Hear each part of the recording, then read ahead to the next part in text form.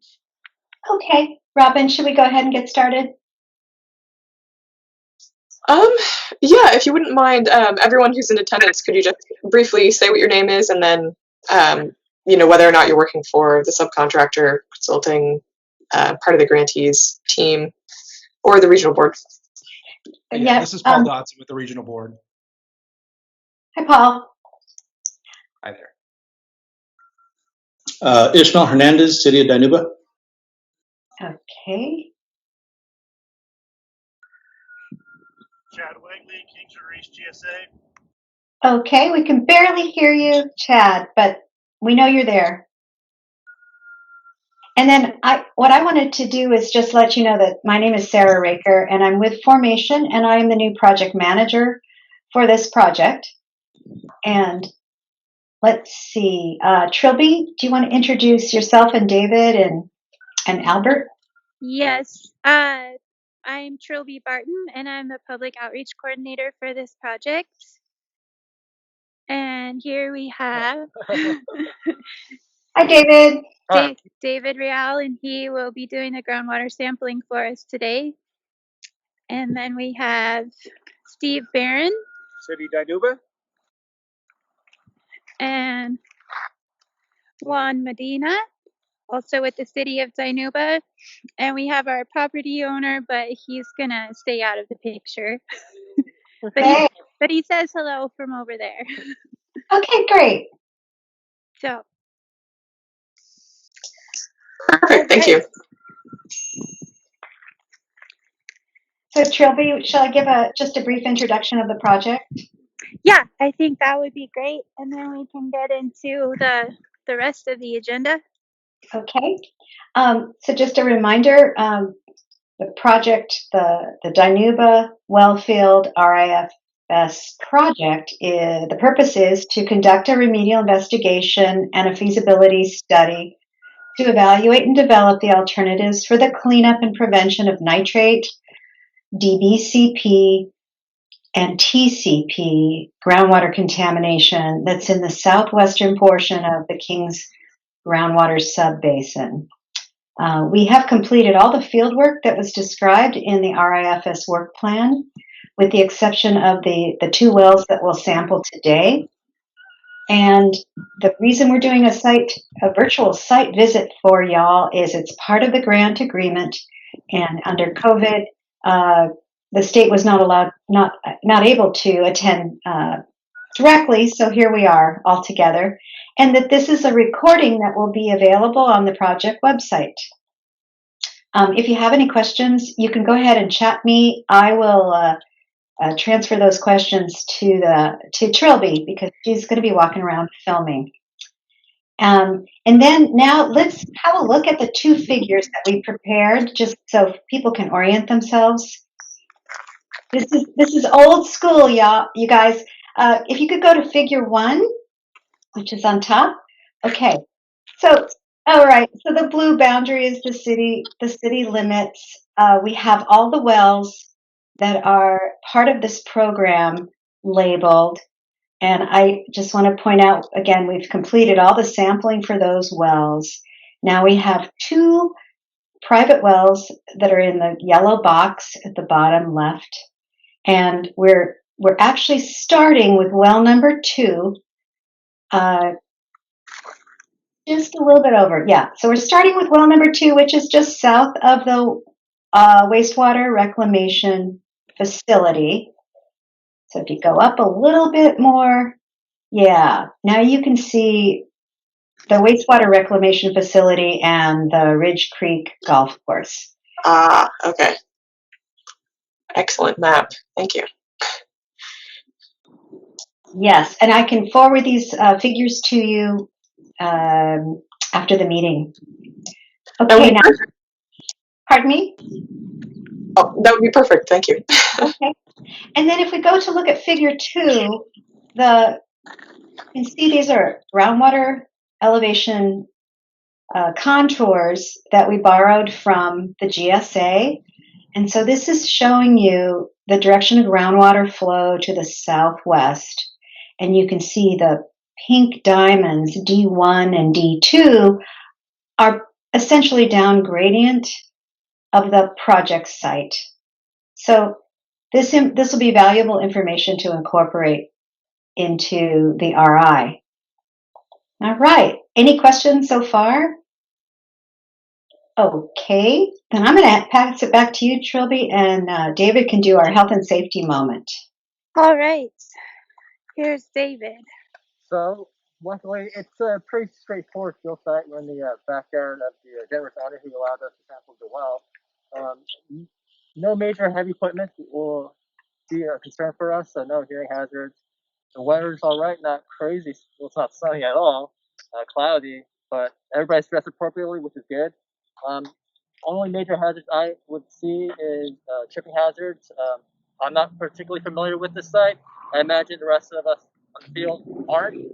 So a lot of things I guess we won't be particularly more aware of. It's just our surroundings. We do have hoses out and about, but those are tripping hazards. I know as we migrate from this site to the next site, we'll probably be in a caravan, so we'll try to be extra mindful of our surroundings, as we won't be the only ones sharing the road in a small vicinity. Yeah, so we covered slip trips, vehicle safety, not really much site hazards, but other than that, yeah, it's pretty straightforward. When it comes to handling the bottles, there are corrosive preservatives within sample bottles, but I will be the main person handling that, and I will be wearing proper PPE. I'll be using nitrile gloves to handle the samples, and other than that, I can't think of much else. How about you guys in terms of nothing? That's fine. And so And, yeah, pretty straightforward site. So and David, I know it's so obvious, but I'm also going to mention in COVID, you all are wearing your face masks and staying apart. yeah. So we're all wearing our face masks. We are staying 6 feet apart, and yeah. So there should be probably no need for us to be within 6 feet of each other. Maybe Trilby will have to be a little bit closer as she's the one with the camera, and I imagine it would be hard for me to speak properly for you guys to hear with the mask on. Currently my glasses are fogging up in the mask. So. All right. Well, thank you so much. Back to you, Trilby. All right. So with that, I think, are we ready to get started? Yeah, I could do a quick description of the site and how everything's set up. Okay. So the domestic well that we'll be actually sampling is that wall right there. There isn't, sadly, a spigot directly attached to that domestic well. The pump head is a directs the flow into the tank, and from the tank it goes to the rest of the household. We are currently going to sample from the nearest spigot to the tank, which is right over here. And so currently, how we have set up, we have a hose that will be directing the excess flow onto the owner's lawn. From that, we also have it split. And so I will be taking water quality parameter measurements via a Horiba U52 unit through a flow-through cell to measure DO and ORP properly. So with that, if there's no other questions, I'll go ahead and turn on the spigot, and we'll start from there. Are there any questions so far? Just one. Do you know what the screen interval of this particular well is?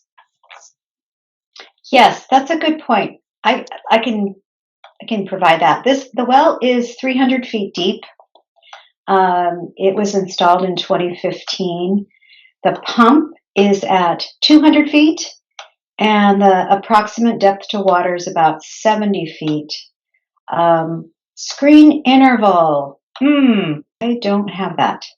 Do you know what the screen interval is? The screen interval of the well? Or is there screen? He's not sure. Okay. So Robin, permission to contact the pump company and look for the DWR well completion report. Perfect. How long are you guys going to purge the well? Take it. I'll let you know that we are going to purge at least 10 minutes, and he's going to be collecting field parameters during that time. Do you want to say anything more, David? Thank you. Yeah, so in terms of sampling protocol, yeah, at minimum we'll have the spigot operating for 10 minutes. However, we'll be taking water quality parameter measurements every 5 minutes. And basically, yeah. And so after we have 5 consecutive stabilized readings, that's when we'll take the sample. So at minimum 10 minutes, but if everything goes properly well, it should be running for 15 minutes, and after that, we'll take the sample. Excellent. All right. Any other questions?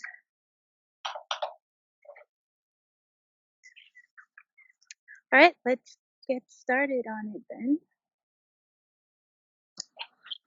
So are you noting the time? Yeah. So time will be well, start time will be 12:43, and that on.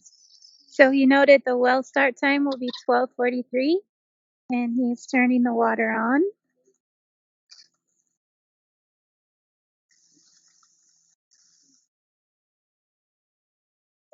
Now, right now, I will use the little split valve to direct water into our Horiba U52 cell.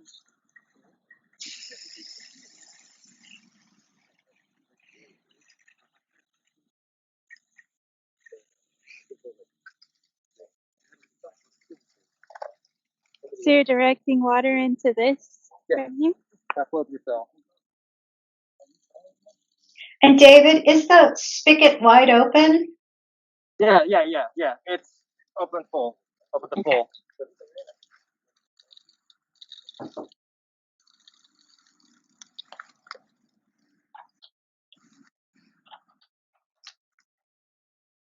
And you just turned it on?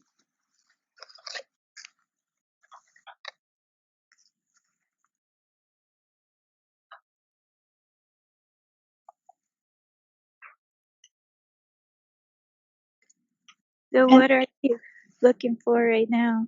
So I'm just looking at the starting parameters. One of the things that's unique about the Horiba U52 flow through cell is that in order to measure the values properly, the flow rate that's going through the cell has to be between 100 to 500 milliliters per minute. So I have a little graduated plastic ball that I use to measure the time it takes. And to ensure a proper flow through the cell.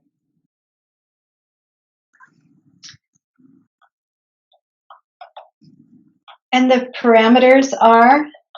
So we will be measuring the parameters is temperature, pH, EC, ORP, dissolved oxygen, and turbidity. EC is electrical conductance, for those not familiar with that one. ORP is oxidation reduction potential, and DO is dissolved oxygen.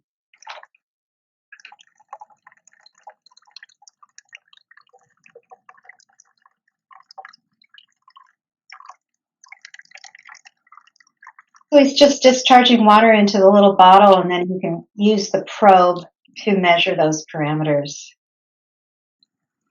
So the water flows through that contraption, and then what does it do when it goes through there? So the idea is that in order to measure DO properly, you want to make sure that you're in an environment that's absent of atmospheric air.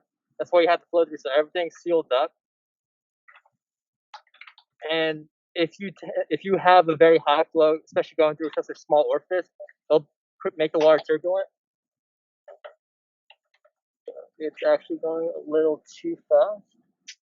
I'll turn it down a little bit. We measure it again. Thank you for this detailed explanation, by the way. It's very, very informative. I appreciate it.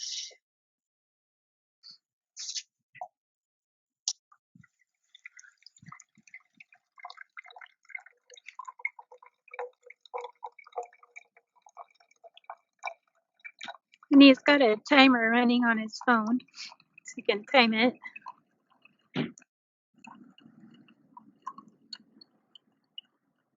That's within range, so we can leave that at that flow rate. We should be good. So that's what you were just doing right now, is to check the flow rate? Yeah, make sure the flow rate is within range for the U52 to work properly. Here's a question for you, David. Were these instruments calibrated before you received them? Yeah. Were they calibrated before you received them? Yeah. So every day, as per our normal protocol, we calibrate the unit before the day. So Horiba recommends the use of the ILO calibration fluid, which is a very easy method, just like a one-step cal fluid that calibrates all the parameters to their factory settings.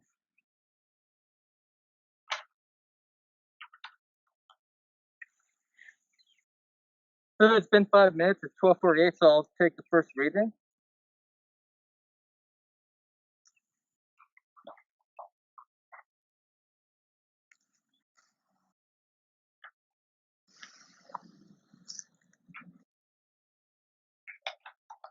Or are we looking at that screen? Yeah. Can you guys see that, or is it a little? There's a little bit of a glare on it, but oh, there it is. Okay, I can see it. Do you want to talk through what you're reading? Yeah, so basically, yeah, the temperatures in degrees Celsius, pHs, and pH.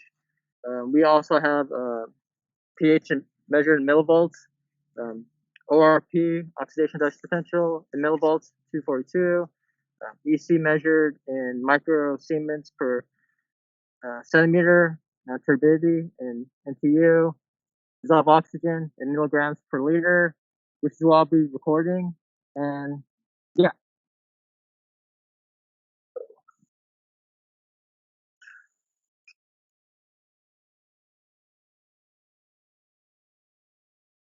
So it's reading that based on the water that's flowing through here,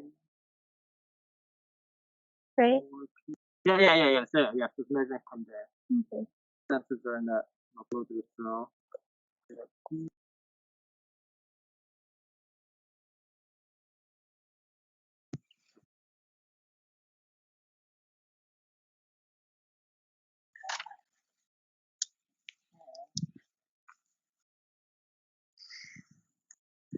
I'm gonna grab a bucket so I can measure the flow rate coming out that hose.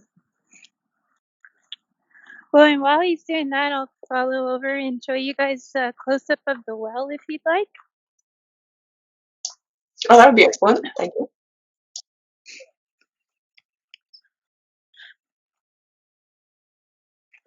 So here is the well, close up here.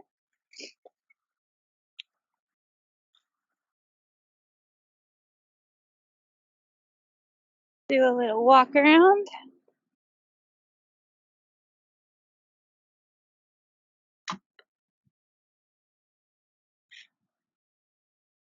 We'll go catch him back over, checking the hose flow.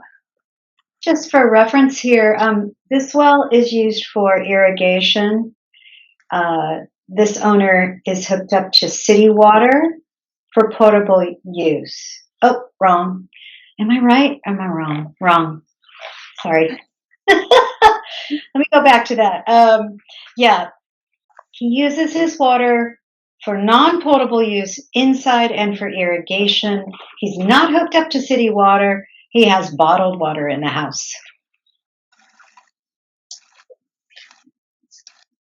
The distinction. Yeah, yep. Is the amount of time that the purge is occurring, is that going to drain the holding tank, and actually will formation water be sampled? Did you catch that? Yeah, that's a good question for the owner. I don't know how. I doubt if. Well, go ahead, David. What's the discharge rate right now? Let's see. So 2 gallons.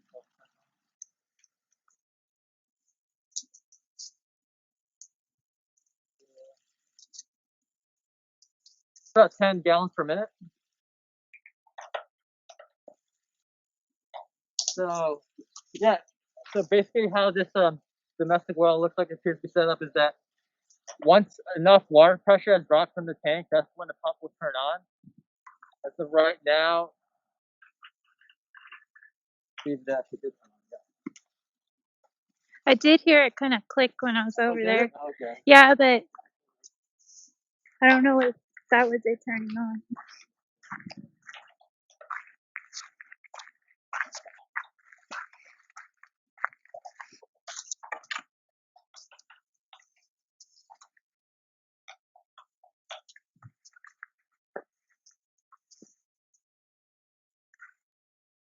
Yeah. And the water pressure in the tank is still high enough for the pump head not to turn on yet. So. That's a good question. I think what we decided to do is rather than discharge too much of their water, really try to minimize the time they were at the site.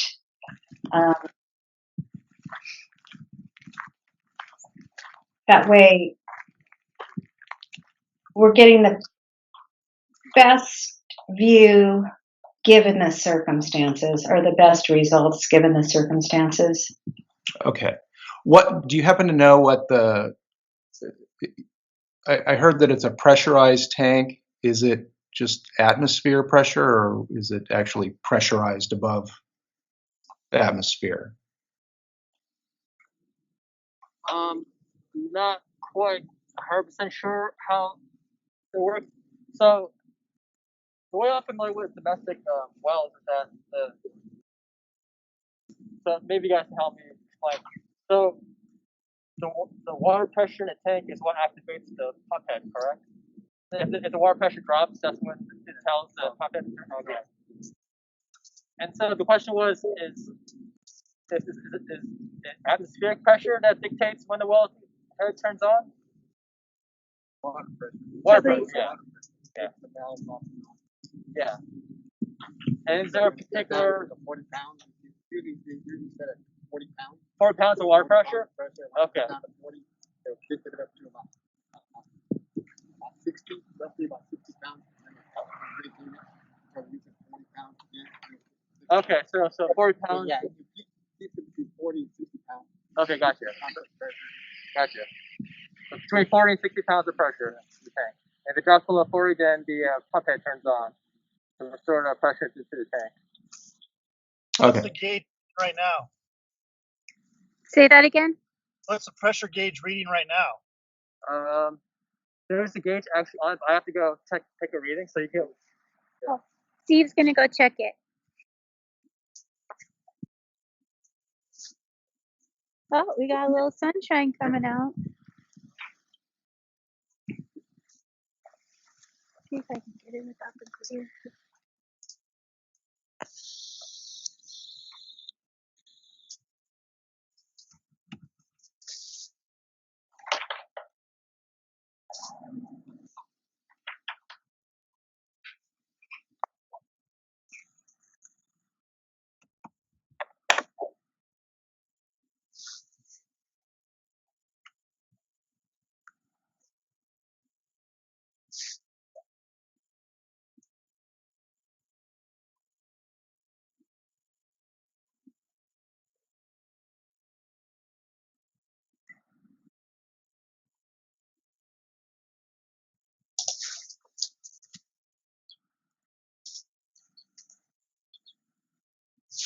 We'll let him write all these down and then he can explain it to us, what he's reading. So when I got there, it kicked off and it was 58. 58. Oh, so the pump head's on now? No, it's off. It's still off. and then it's going to kick on when it hits what 40. Okay. So yeah, it should be kicking on very shortly. Okay, so it's currently at 55. Gotcha. Yeah, it's still dropping. So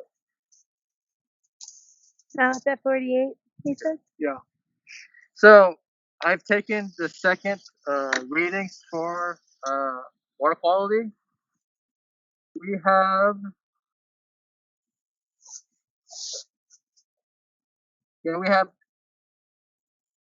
two parameters that are out of range: dissolved oxygen and turbidity. So that will require us to do another 5 minutes to ensure that we get 3 consecutive readings within range. Next one.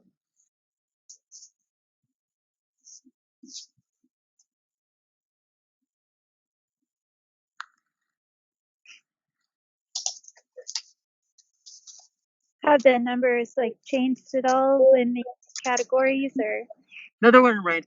pH changed by 0.03. EC dropped by 8 microsiemens. Temperature was still in range. It went up less than a degree. And is that all pretty normal Um, ranges that you see when you're out sampling? Or? depends. If this is a domestic well, then yeah, but EC should be relatively low. Well, this isn't a well no longer used for domestic use. It's not used as potable water anymore. So it's familiar with it's why I see in this area for wells that, especially since he's using it for irrigation usage. David, what is the EC? That kind of helps us know what the total dissolved solids is. The EC is an 800 range, so high Okay. 800s microsiemens. Actually, I have to take another reading.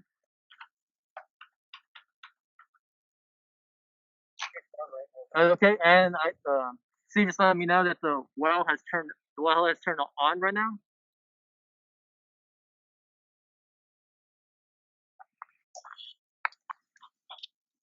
So now then we're actually pumping up from, or at least near to the formation itself. Yeah. So the pump head's going directly into, feeds the tank, and then from the tank, it goes into towards the spigot and the rest of the household.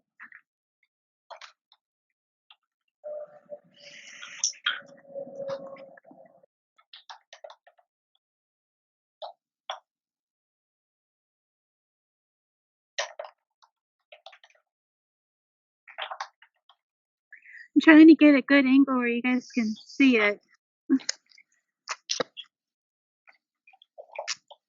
I think it's a little tough with the shadows, but Yeah. is that okay, Robin? My screen is actually frozen right now, so. Oh,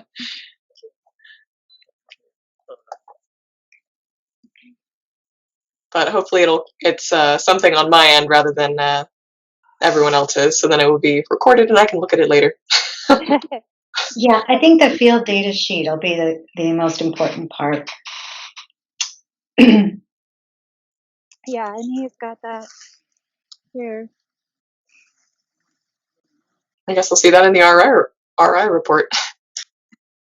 Yes.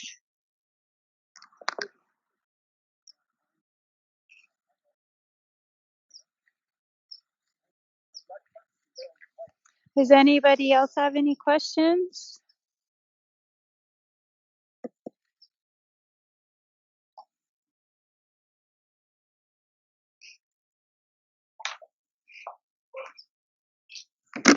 I don't have any questions.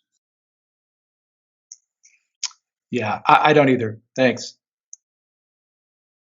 Great. So what are you doing now? Checking the flow again, or?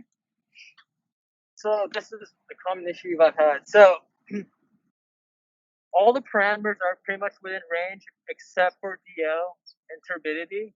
The issue is which is common, is that air is getting into the piping. So DO and turbidity is kind of fluctuating quite a bit, and they're out of range. And so those are two parameters that prevented me from calling it stable. So I just want to make sure that best as possible airs out of this tube. So what can cause that? Like the connection to the Yeah, spigot? Or? sometimes it's just not perfect, given the way it's set up. Just because if you get a change in drop in height, that changes how the flow, how much air can actually get into it. Sometimes if it's on the same elevation, it works fine too. It works better if it's on the same elevation. So if this were up higher? Yeah. And just regarding the turbidity, it's possible we're not going to get stabilized flow, and we'll have to just know that, because there's nothing we can do with, the amount of suspended solids within the water itself. I mean, the water itself right now is pretty clear. It's looking clear. So what are the turbidity values that are fluctuating? So the NTU is fluctuating. Like the first reading was 12.5, then it jumped to 19.3, and then dropped down to 10.8. So, Oh, okay. yeah. That's So they're not not bad. within 10% of each other. And then take another reading.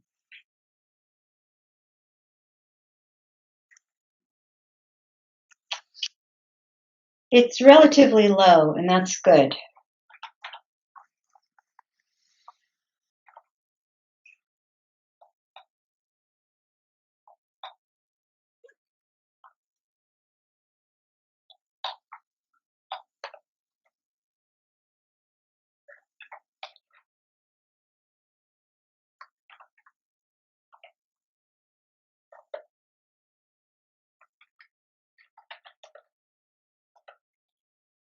I'm going to recommend, if the DO and turbidity do not go into range, that we go ahead and sample and just note that. Okay. Yeah, everything else is within range minus dissolved oxygen and turbidity. Okay.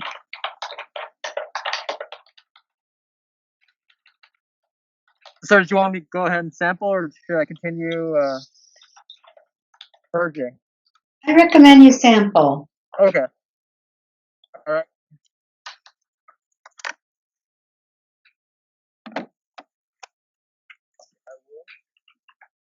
These conditions may just be a factor of the setup itself, so it may not be anything we can eliminate.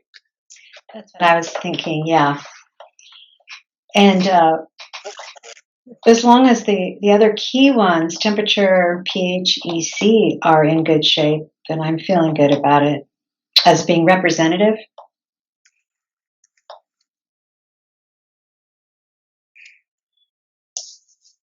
I agree.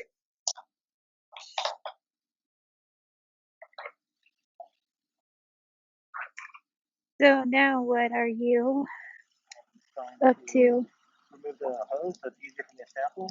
Okay. Lower the flow rate. He's lowering the flow rate to minimize disturbance.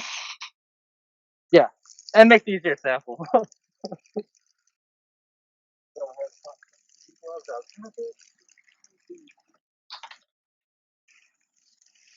So the analytes for this sampling is BPCP, PCP, nitrates, and TKN. So, gloves.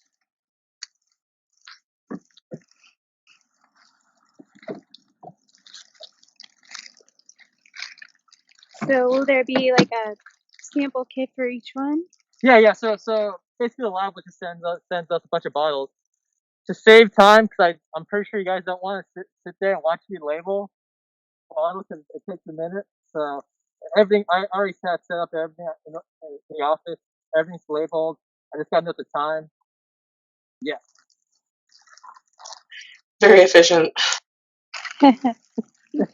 He's done this before. Yeah, I've written those labels. I think you don't want to sit there for 15 minutes watching me write stuff down. Not interesting. So,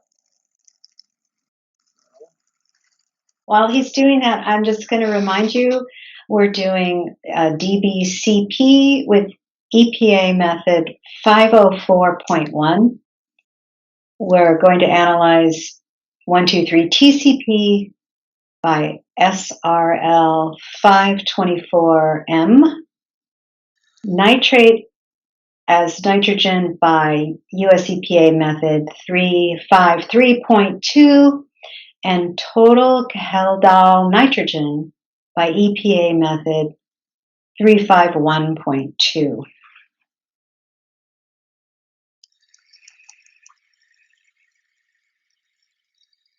the sample time will be 1307 when I start sampling.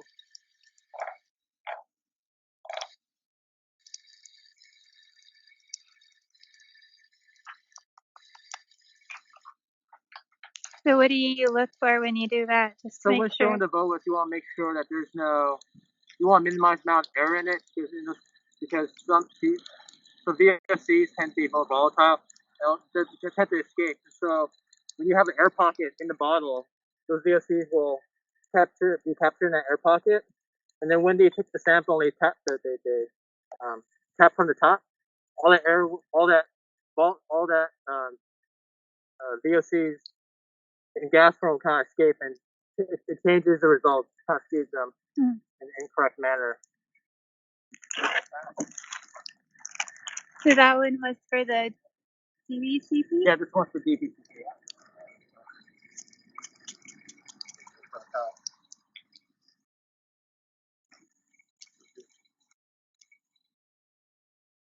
And you keep that on so it stays consistent? Yeah, just keep the water flowing. Yeah.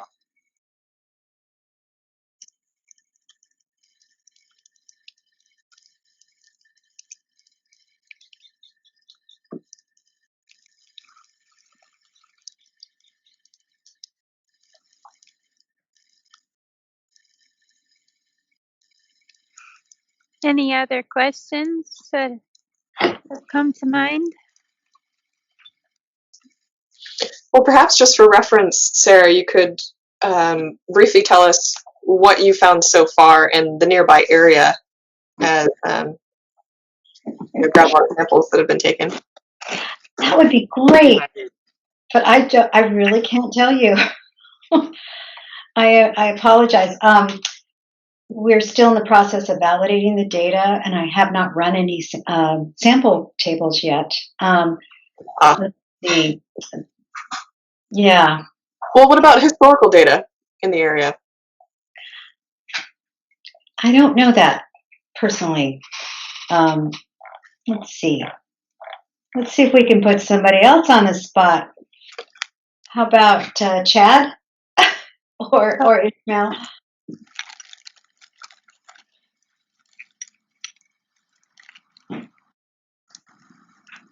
Well, what kind of information are we talking about? I'm just wondering, since this is the southwestern portion of the Danuba service area, I was just wondering what the historical data would indicate as to the levels, perhaps, of nitrate or DCBP. If you can't remember them off the top of your head, no pressure. I don't remember the numbers, the exact values, but in a shallow domestic well like this, we're definitely going to see high levels of nitrates and DBCP both.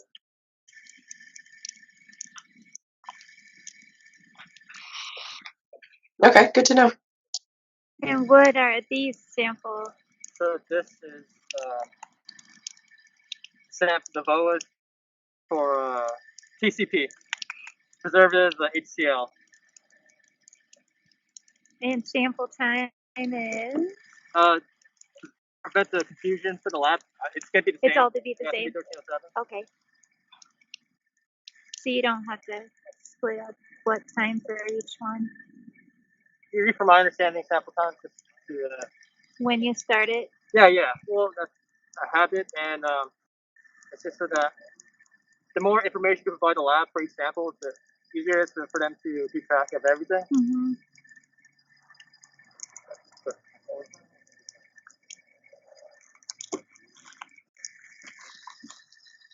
Thank you. You're welcome.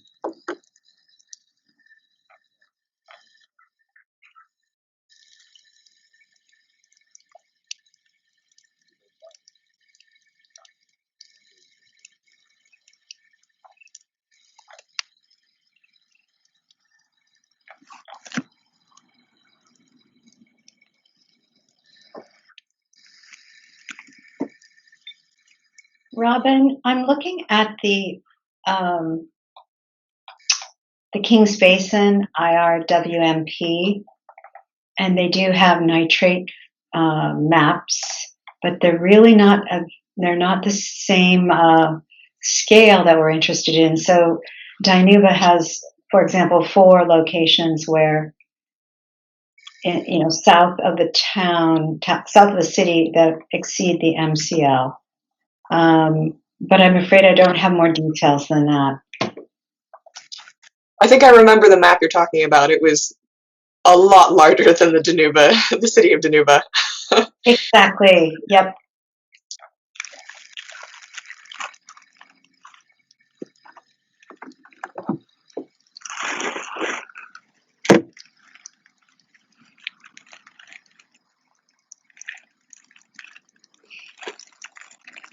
So that bag has the site location on Yeah, it, yeah. and So yeah, I always tend to label all containers as much as possible, mm-hmm. just to make it easy for the lab.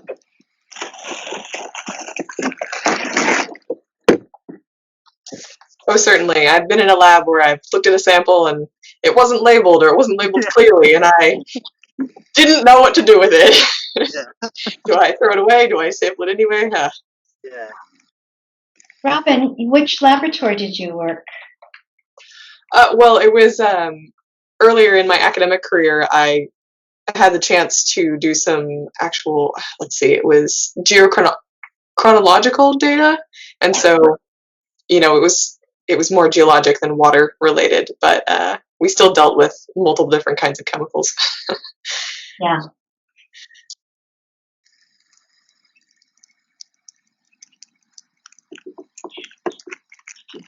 Trilby, if you could just back up a little bit. Yeah, he's what do you fill in this This one? one's for nitrate and nitrite. Okay. It's unpreserved.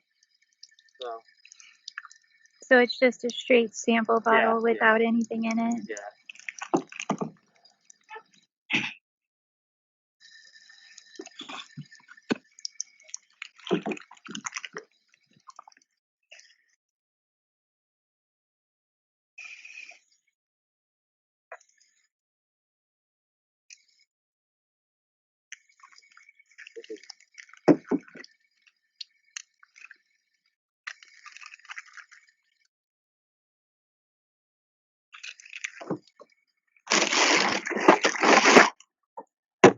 It's putting all the samples in there under some ice. And then what's this one? This one is preservative with sulfuric acid. This one is for a TKN. I don't know how to pronounce the K word. That feels, yeah. The total.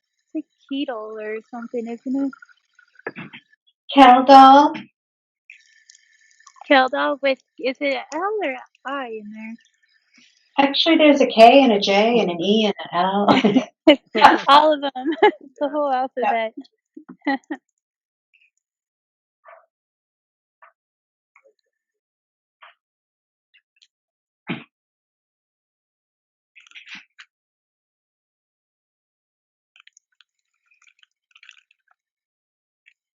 So that is last one. Last sample.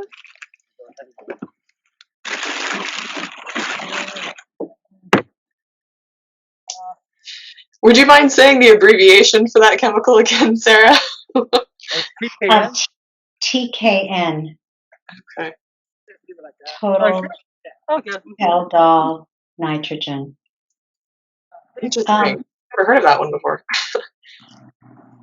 The reason we're looking at this is it might be a potential indicator of nitrate that's derived from sewage as opposed to other sources.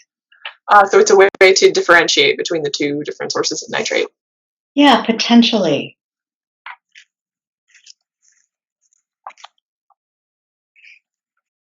All right. Yeah, just taking everything down now. Get ready to do their sites.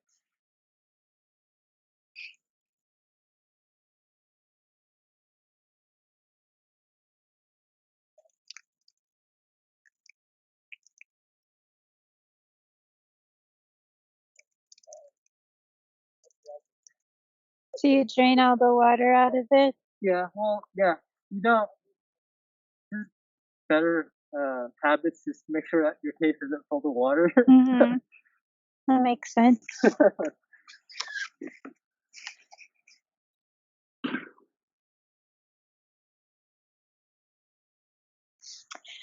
So the game plan is that we're gonna pack up here and then caravan over to the other site. So while we're doing that, I will go on mute and turn off the camera so you guys don't get car sick. And then I'll start it back up again when we get there, and I'll follow David around while he sets up so you guys can see that process. And how long do you estimate that there will be a gap between sampling? I think it's only like a mile away, isn't it? Oh wow, pretty short then. Yeah, it's right here on the same road, so it shouldn't be too long. I would say maybe 10 minutes. Perfect. I would hate to, go for a half hour, have you drive all the way across. Yeah. So what are you marking down there? Just filling out the rest of the information Okay. for the location. Location and Yeah. the sun came out while we were here, so that's been nice.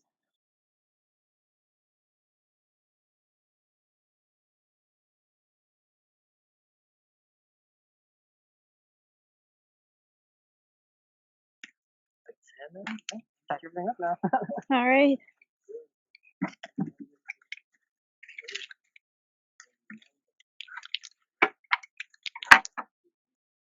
Does anyone have any other questions for David about this site while we're here? Well, so this is DW2, and now you're going to be headed to MW6A. DW1. This is DW1? This is DW2. Yeah. We're moving to DW1. Yeah, we're moving to DW1. I see. Gotcha. Yeah, we had to switch them for the homeowners. I think we're calling them DM1, right? Domestic. Oh, is it DM or DW?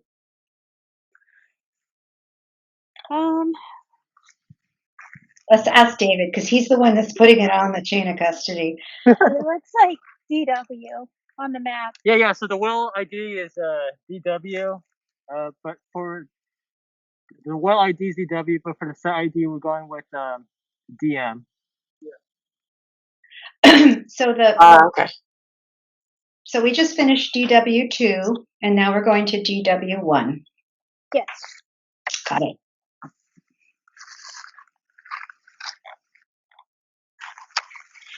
And then for those who aren't familiar with the area, that white tower back there is the water tank for the city.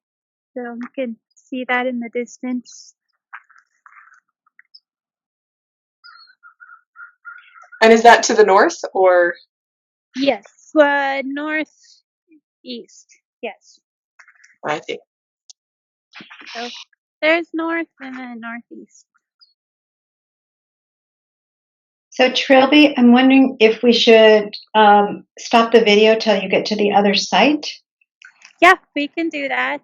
Unless you And- guys want to see him pack up everything. And I was going to give the other owner a call and let him know you're on your way. Perfect. Okay, I'll be on mute. All right, and then I will mute this and turn off the video as well. So we'll see you guys all shortly. All right, I look forward to it. Thanks. All right, I think we are ready. We are here at site number 2. There's David getting his gloves on.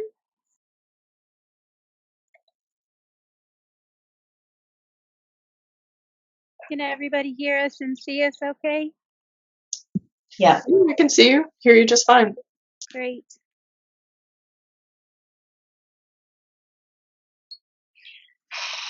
I guess while David's hooking that up, I'll just give you a little more information about this well. Let's see. This well was installed in 2014. It's 250 feet deep.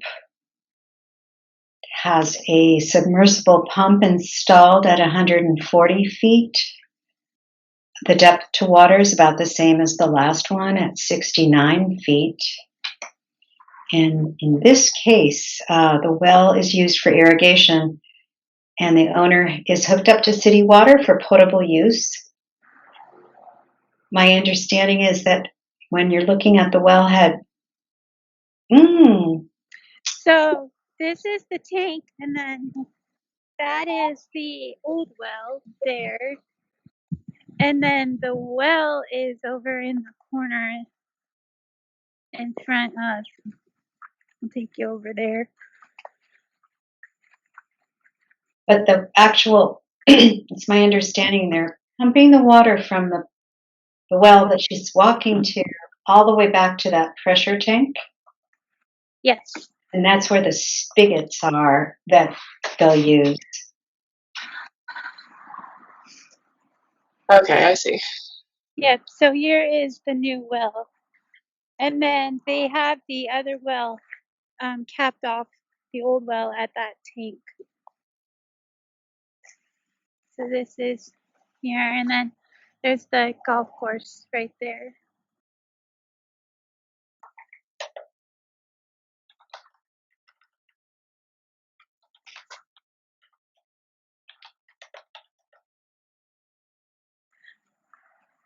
You're getting your exercise, Trilby. I know. It's a little bit of a walk. David's getting set up. Steve and Juan are here. And then yeah, so here's the tank, and then like I said, there's the old well cap.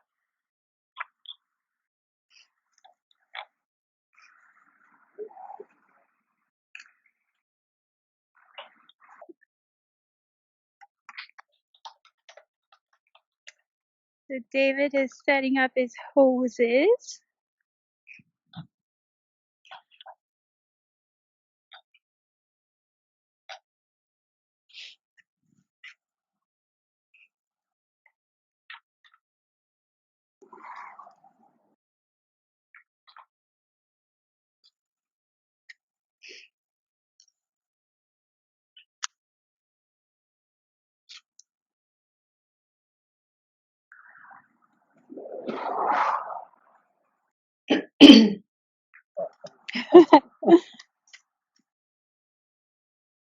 And just for reference, here's our map again. And we are here.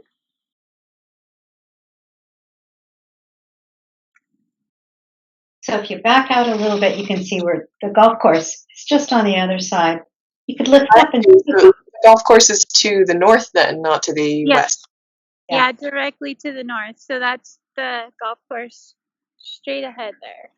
There was just some golfers. Bye. Oh, there's some over there. There's a lot of new housing developments that have been going in over in that area. I know one of my friends just built over there. So there's kind of the lay of the land.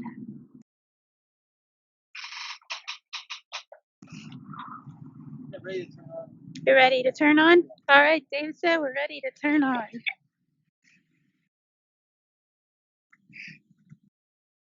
13.6,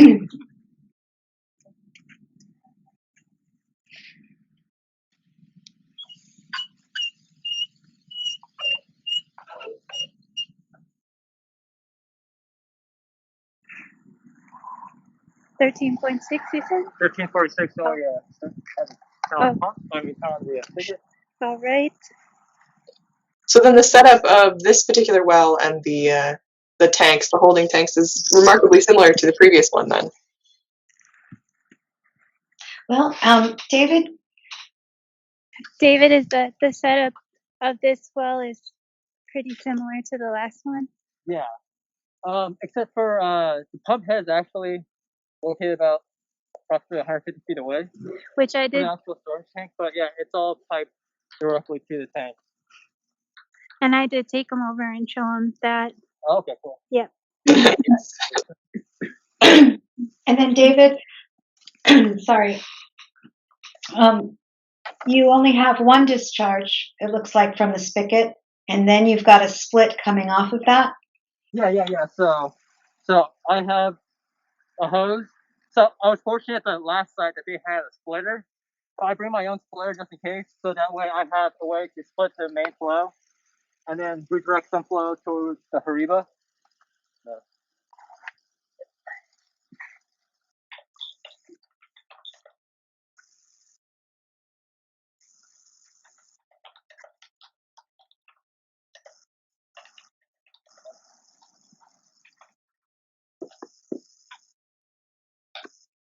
And where is the discharge for the hose going? It is going over here, which David got made sure to clarify with the owner before he left where he would like the water to go. So here it is. Great.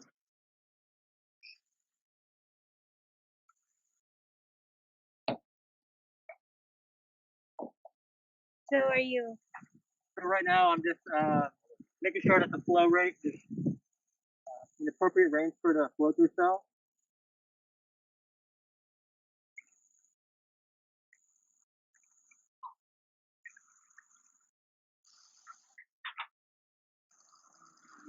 Good. So is that an app on your phone or like a timer? Oh, yeah. Timer. Like most time apps on your phone, a timer. Mhm. Incredibly useful on trying to determine flow rate.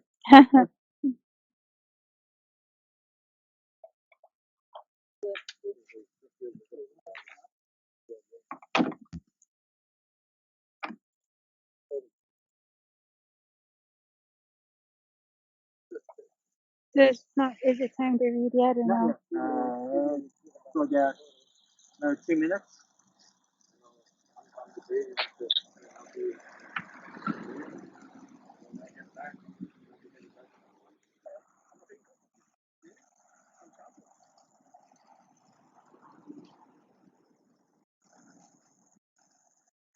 Any other questions so far about this particular well site?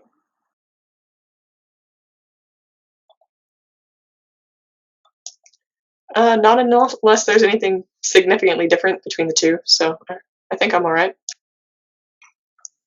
Sam? No questions here. All right.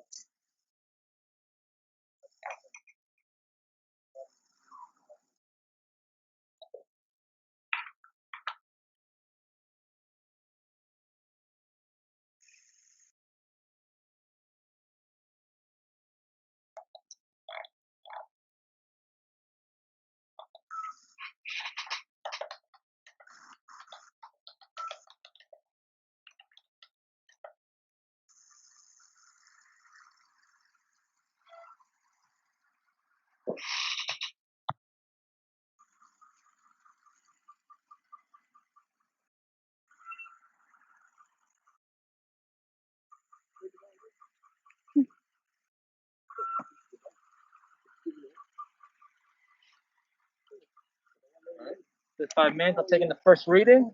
Right.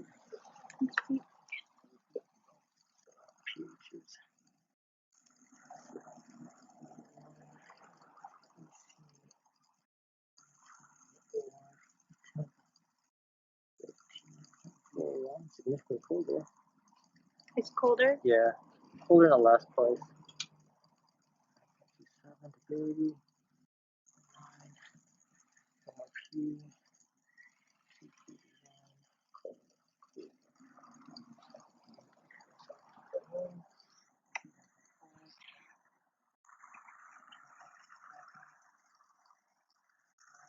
9. So he's just confirming the numbers on the first reading. He said that it's colder than the last location. The last location was, I think, in like the 18 degrees Celsius range. This one's at 15. Okay.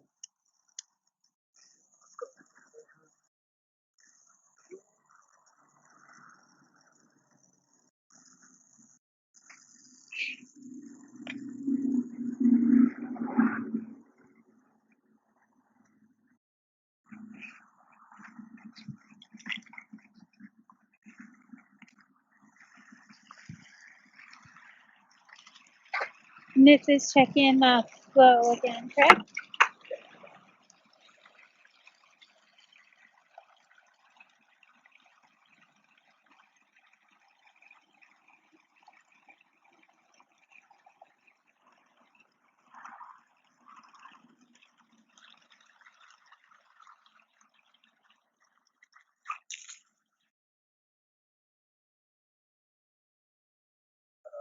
Uh, 15 gallons per minute at this site. So 15 gallons per minute. So how can you tell with the Oh, it's plug-in? graduated. So I have it marked. It tops at 5 gallons. Okay. And so that's why I have the timer. Okay. So it takes 20 seconds to Oh, get to 5 gallons. got it. So That makes sense. Old school. I like it.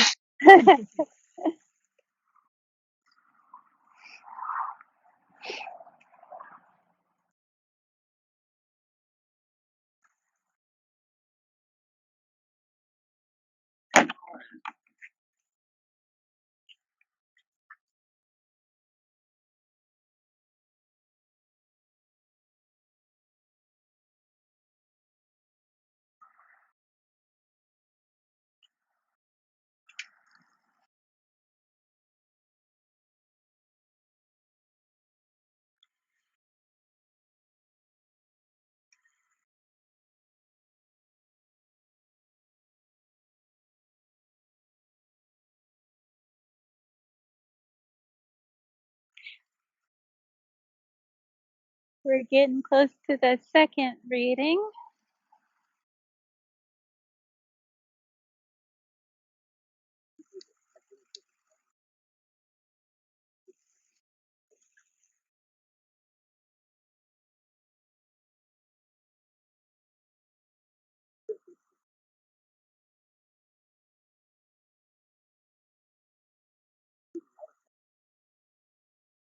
Yeah, and this site's about, I think we went about 1.5 miles down the road to this site from the other site. So it wasn't too far.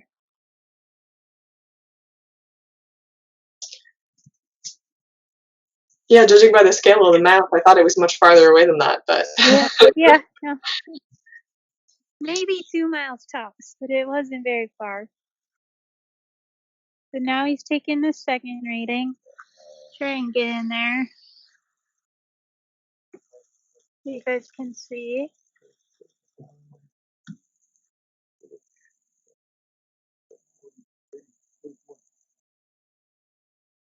oh, just barely.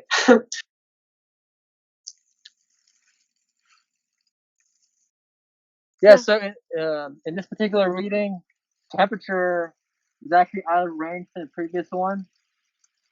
So it will require an additional 5 minutes. Same thing with turbidity and dissolved oxygen as well. Those three are out of range.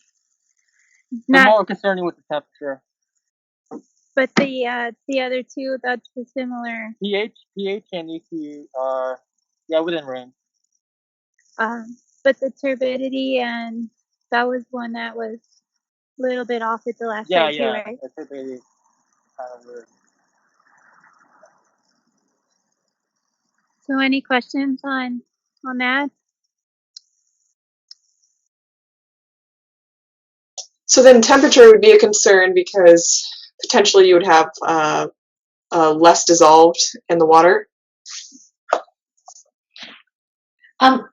I'll pipe in on that. I think also we just turned it on, so it's not clear if the temperature is reflecting what was in the pipe versus the ground.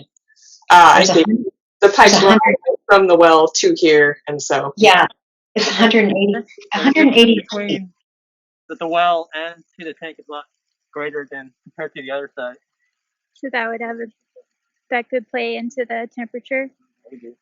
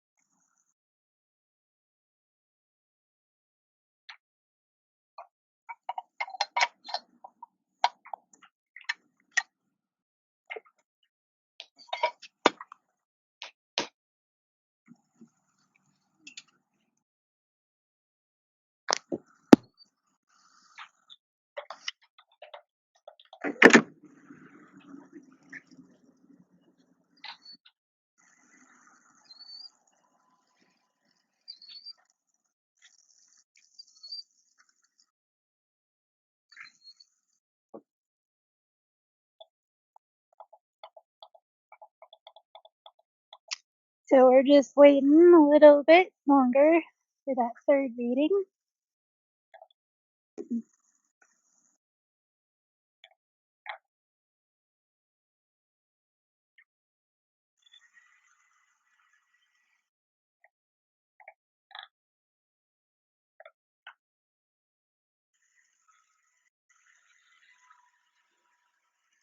Oh,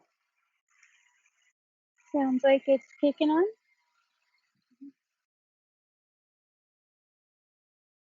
Well, if we lighten that louder, I just remember we have a pump it over there. Yeah, so we just heard the pump kick on and the tank's filling back up.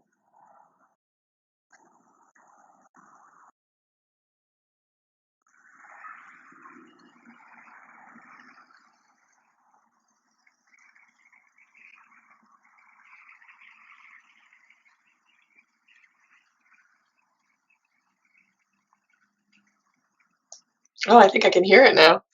Yeah. Get up kind of close. There's the pressure valve.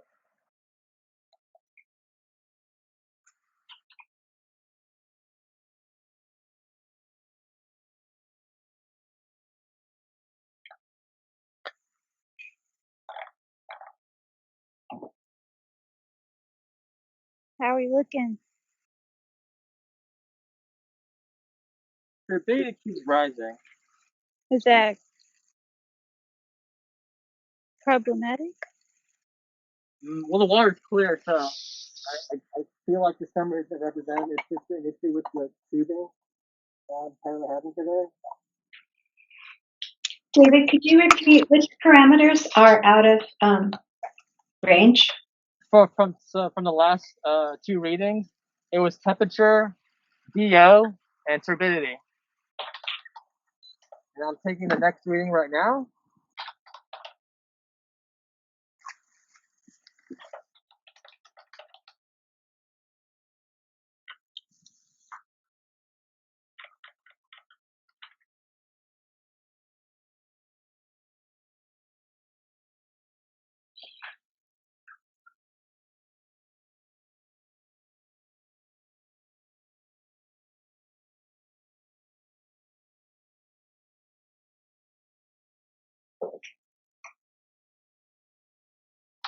So again, this reading, temperature is out of range, not as much as it was in the previous two readings. The gap between the discrepancy is narrowing down, but yeah, it's still above 1 degree C difference. So it require another 5 minutes. David, what are the temperatures that you're getting? So initially we got 15.41, then dropped to 17.18. Now we're at 18.32. It's probably, yeah, it's reaching equilibrium, it looks like. It's not going up and down, it's just going up, yeah? Yeah, it's going up. Okay.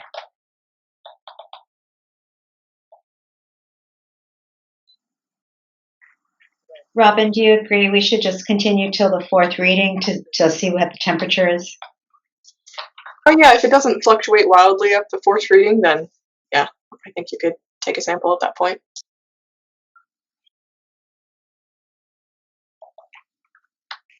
You know, if it were to suddenly drop back down to 15 degrees, then we might have a problem. Yeah.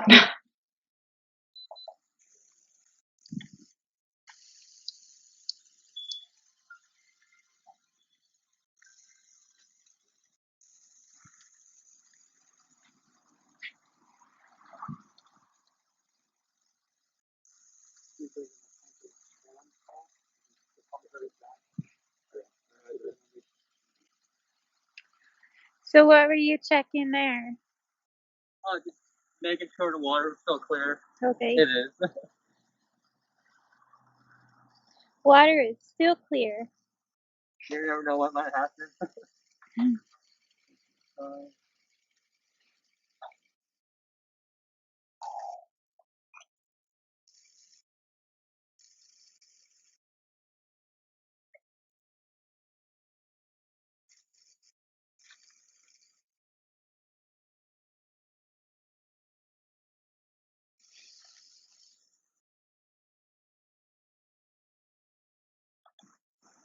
Just a little bit longer till that fourth reading.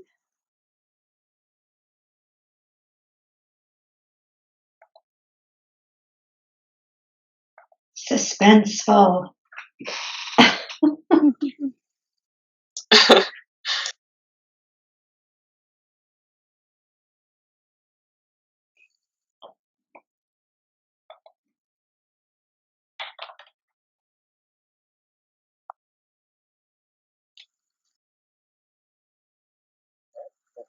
All right, fourth reading.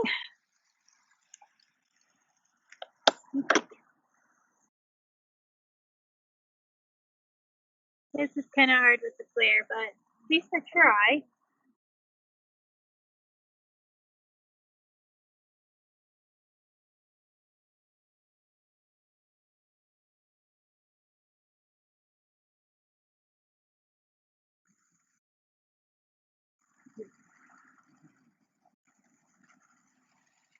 Okay, so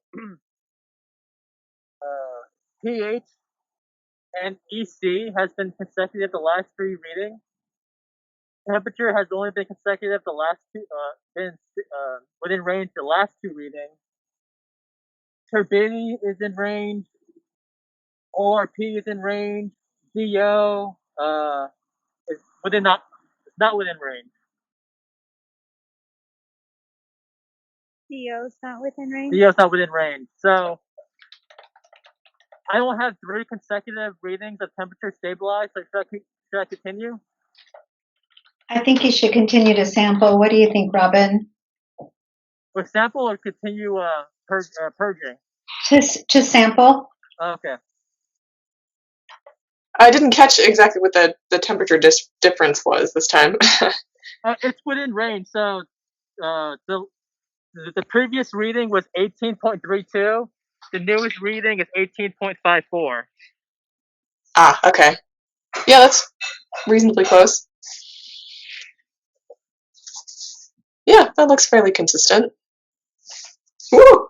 Okay, so go ahead, Sorry sample. about that. My phone clicked. Sorry. So go ahead and sample. Sarah? Yes, please go ahead and sample. Yep. Okay. I will go ahead and turn everything down. All right.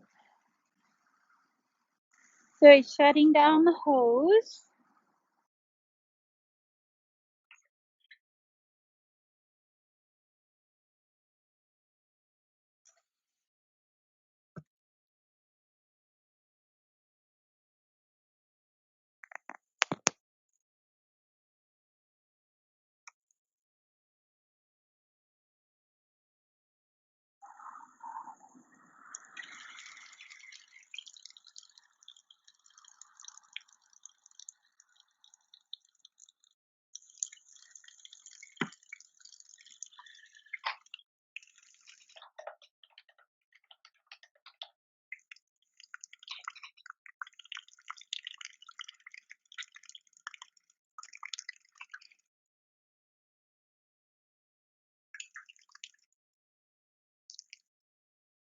So at this site, we will be taking our QA/QC samples. So we will be doing a field duplicate, and the field duplicate will be only for nitrate, nitrite, and TKN. We'll also be doing a matrix spike set. That'll be for all 4 of the analytes: DPCP, TCP, TKN, and nitrate, nitrite, along with the normal sample as well. I have one duplicate for nitrate is nitrogen, one field duplicate for TKN, That's correct. and then there's, just so you know, Robin, there's a bottle from the lab that we're calling the trip blank, and that'll be analyzed for DBCP and TCP. And then there's extra bottles for the lab that we're doing for the MS, MSDS, and that's an internal laboratory control sample. Excellent. Good to hear. Does that work, David? Does that sound like what you have?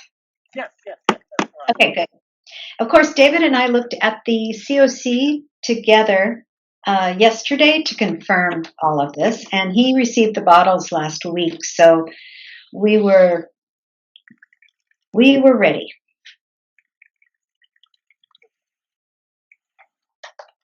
I appreciate the preparedness. 1412. The sample time is 1412.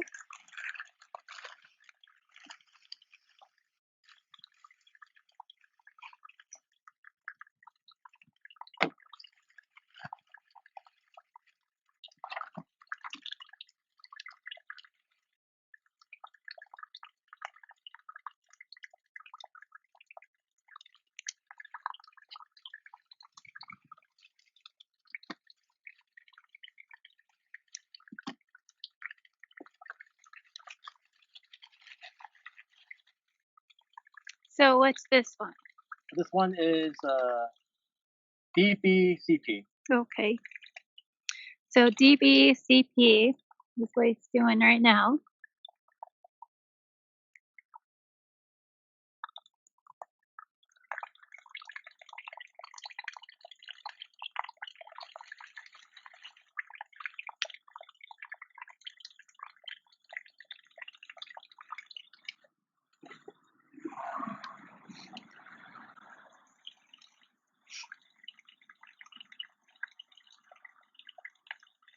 And that one as well? Oh, yeah. So they do 2 bottles? Yeah, for the lab requires 2 BOAs for DBCP and then 3 BOAs for TCP. Okay. I can wipe these down so it's easier to put that label on.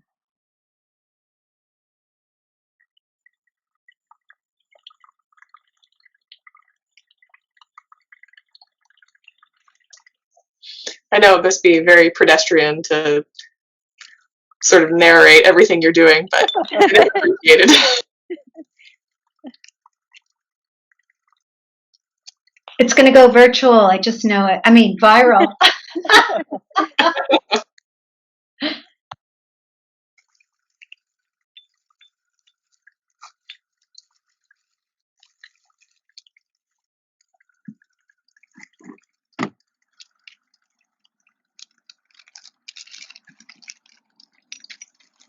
And then this one is This one's the TCP. TCP. So TCP 3 bottles, DBCP 2 bottles. I'm learning so much today.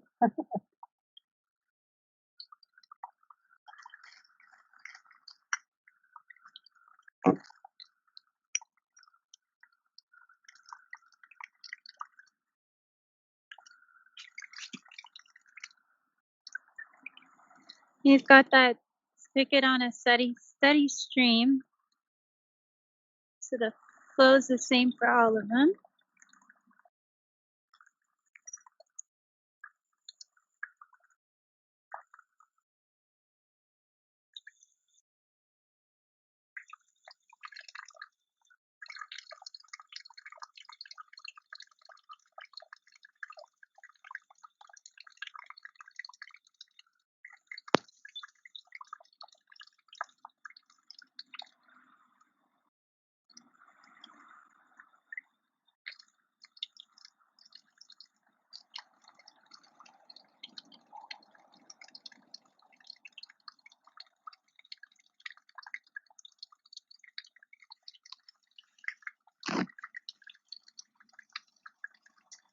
I'm getting flashbacks to learning about all of this in my hydrogeology class, how to appropriately take all the samples, and you add the extra water to get air pockets out. I appreciate seeing you put the labels and stick them right over the crease between the lid and the bottle.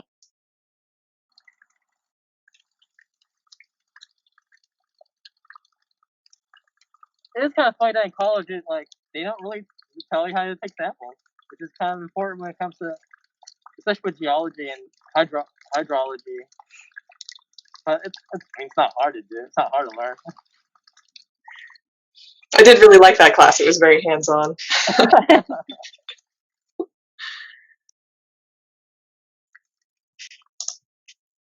I remember learning how to make ribbons in soil science. Ooh, very cool. Yeah, it was pretty cool. I didn't enjoy it at the time because I was communications major, and then now, that's all I do is work with, in water projects. So I am glad that I took those classes. Funny how that turns out. Right? For days like this when I get to film groundwater sampling.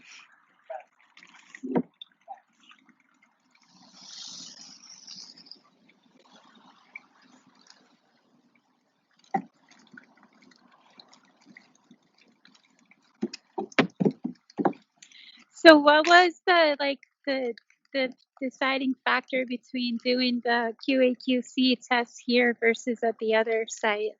I think Sarah made a decision on that. It was highly arbitrary. Flip a coin?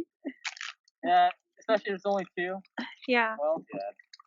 If there were many sites, and if we knew where we were in relation to various types of wells, then we might have made a more distinct decision. But no, this was really a matter of let's pick one. Yeah. And we're good. That makes sense. So this one is the nitrate, right? Nitrate doesn't require preservative. However, because it doesn't have a preservative, it does need to be submitted to the lab within 24 hours. So when we're done here, basically you'll take them to the lab? Yeah. So we'll have plenty of time.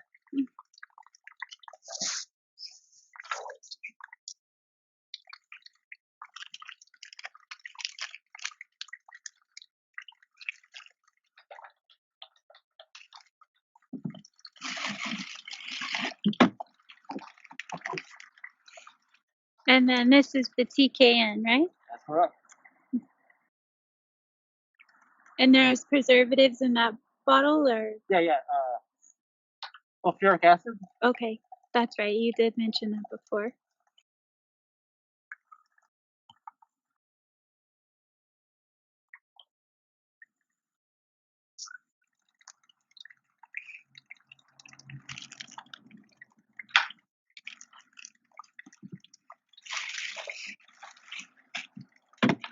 All right, so the first round of the samples. So that was the primary sample. We're going to be doing the duplicates. And so the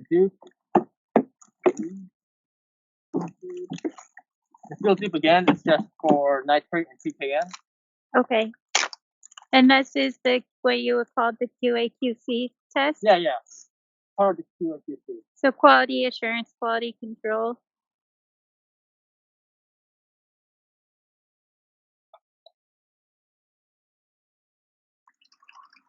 So that's the one for nitrate.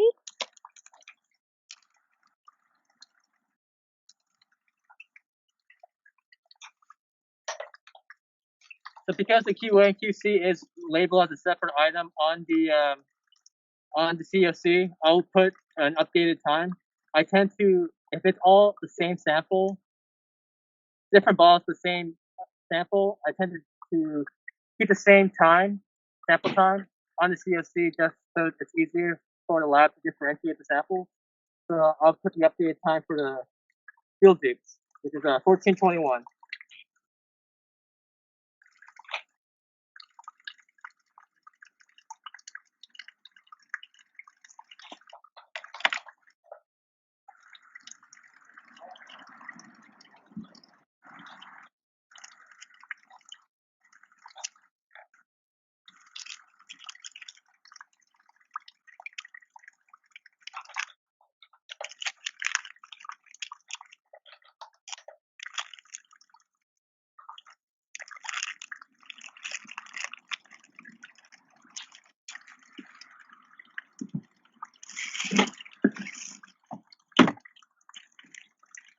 All right, the next one he's doing is for the TKN.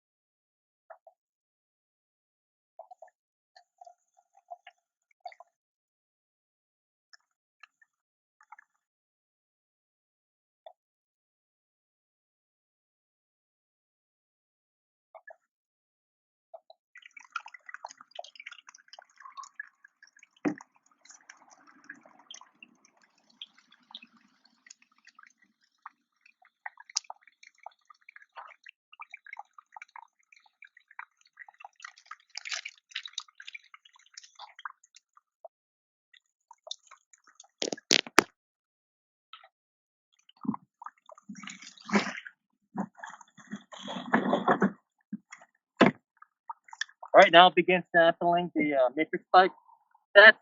And so for the matrix spike, it's actually 2 volumes of what we sample normally for the sample. So I got a lot more bottles this time around.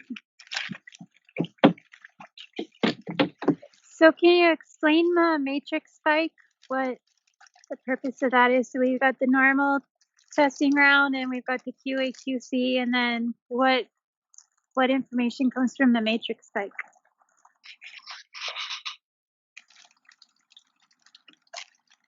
I'll answer that for you. Basically, when you're in the laboratory and you're running the samples, you're running a number of samples through the instruments. This sample determines whether or not there might be some carryover or any other potential contamination from a different batch of samples, and that would be associated with what's called the matrix itself. So it's really part of the requirement for the laboratory to do these samples, and we're providing water for them so that we can make sure they do the samples using our water and not anyone else's. It's not 100% critical, but it's just our specifications in our lab. So it helps ensure that accuracy, basically, from their equipment. I guess I wouldn't say accuracy, I would just say quality control. Got it. Yeah. I remember working in a water isotope lab and having to prepare matrix spikes, so Oh, wow. it's good to see.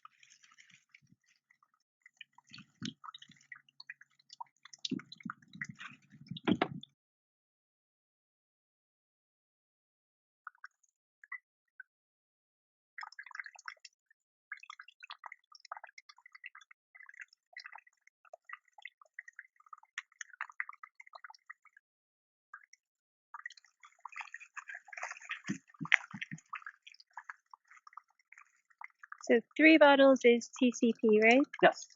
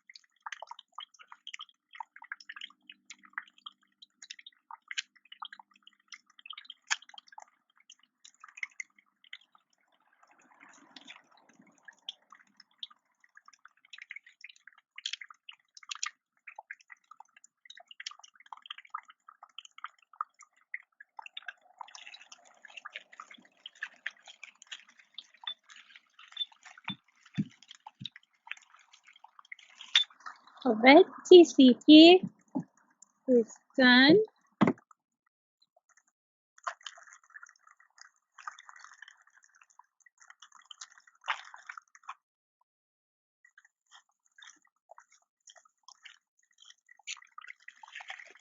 And BBCP, right? Yep.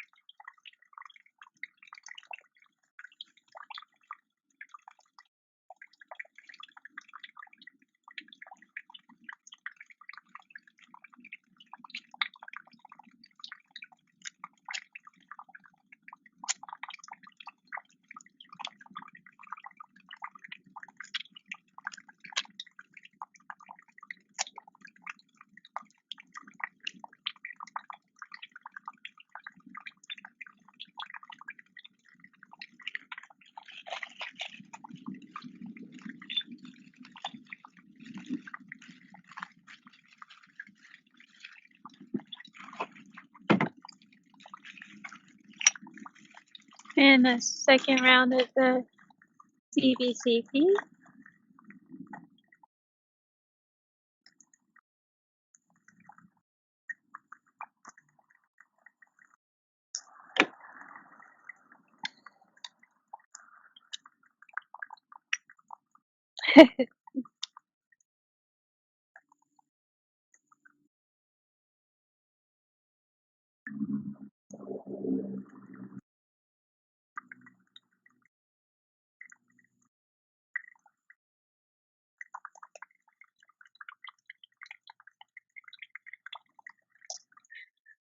Just out of curiosity, when you knock the sample bottle against your wrist, what is it that you're checking for?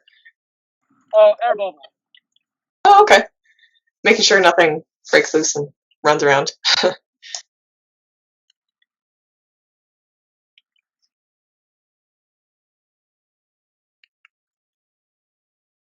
You want to make sure there's no air bubbles in there so that the actual volatile doesn't escape in the air when it's being extracted. Yeah, so it doesn't literally volatilize and then your sample's done for. Right.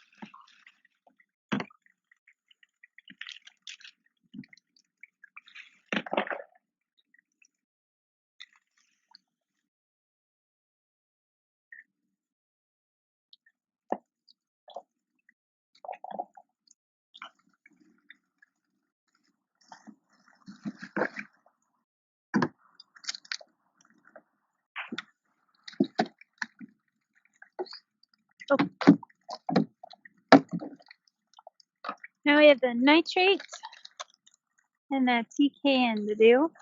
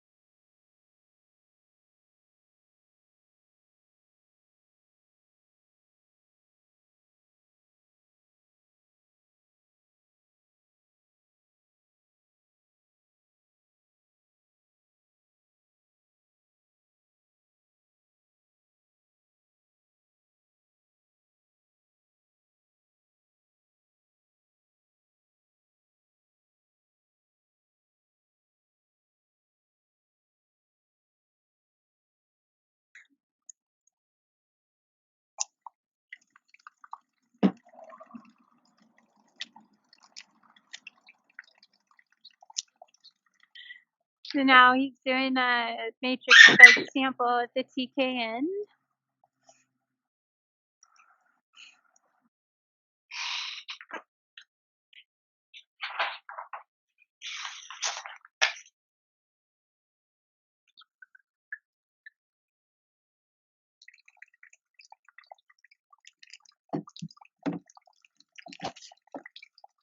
Bottle 1 and bottle 2.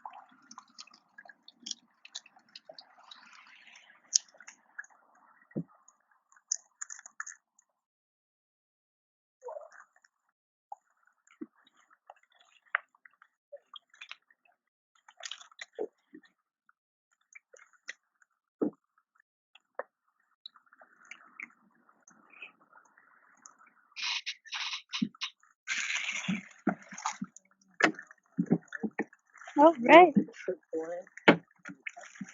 What were those?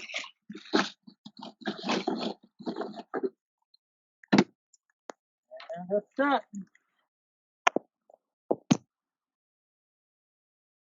That is the last of them. Do you guys have any questions? Comments?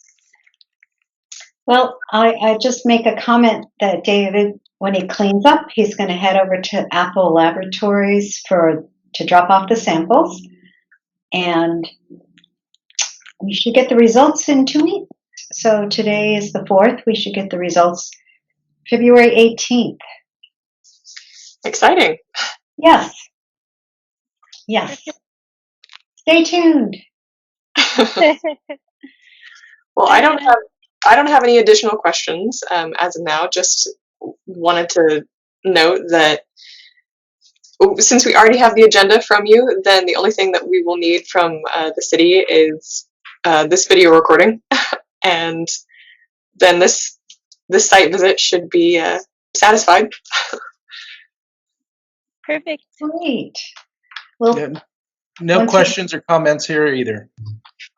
Okay, great. Well, what we'll do is Trilby will be, we'll be coordinating on putting this up on the website, and then of course we'll be meeting. I believe that the TAC and the SAG meeting will occur in the next couple of weeks when we get organized for it. Yeah. Perfect. Sounds great. Yeah, great. And a special thank you to Juan and Steve for being out here with us today. And special thank you, Trilby, for organizing this, and for David for doing a great job sampling. Oh, it's no problem. It's This is been all. a fun meeting to do. So, yeah, there's David packing up his stuff. This was all very smoothly done, and I'm very impressed. Thank you.